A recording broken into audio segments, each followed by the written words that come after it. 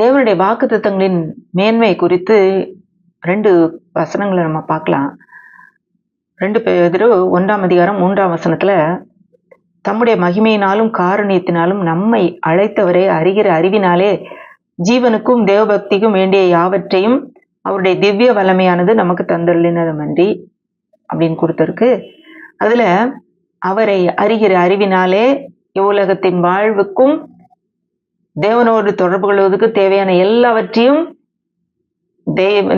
தெய்வீக வல்லமை நமக்கு கொடுத்திருக்கு, திவ்ய வல்லமை நமக்கு கொடுத்திருக்கு அப்படின்னு சொல்லி இந்த வசனம் சொல்லுது.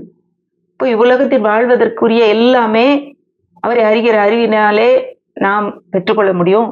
எப்படி அறிகிற அறிவு வரும்? வேத வசனத்தை நாம் வாசிப்பதனாலே, அதில் உள்ளவைகளை நம்புவதனாலே, அதை ஏற்றுக்கொள்வதனாலே இந்த அறிவு வரும். இந்த அறிவினாலே தெய்வீக வல்லமை நமக்கு உலகத்தில் வாழ்வதற்கு பலனை கொடுக்குது, தேவனோடு உள்ள தொடர்புக்கும் பலனை கொடுக்குது. அது மட்டும் இல்லாம அடுத்த வசனத்துல திவ்ய சுபாவத்துக்கு பங்குள்ளவர்களாகும் பொருட்டு மகா மேன்மையும் அருமையுமான வாக்குத்தத்தங்கள் அவைகளினாலே நமக்கு அருளப்பட்டிருக்கிறது. இப்போ இந்த வாக்குத்தத்தங்கள் மூலமாக தேவனுடைய சுபாவத்துக்கு நாம் பங்குள்ளவர்களாகிறோம். தேவன் எப்படிப்பட்டவர், அவருடைய குணாதிசயம் எப்படிப்பட்டதோ அதற்கு பங்குள்ளவர்களாய் நாம் மாறுகிறோம். எப்போ?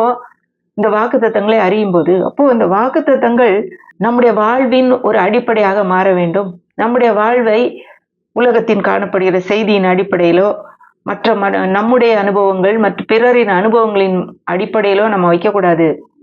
இந்த வார்த்தையின் அடிப்படையில, இந்த வாக்குத்தத்தங்களின் அடிப்படையில ஆண்டவர் சொல்லி இருக்கிறாரு, இதுதான் எனக்கு அப்படின்னு சொல்லி அதை நம்பணும்னா அதன் அடிப்படையில தான் நாம் வாழும்போது கண்டிப்பாக இந்த வார்த்தைகள் நமக்கு வெற்றியை கொண்டு வரும். அதில் சந்தேகமே இல்லை.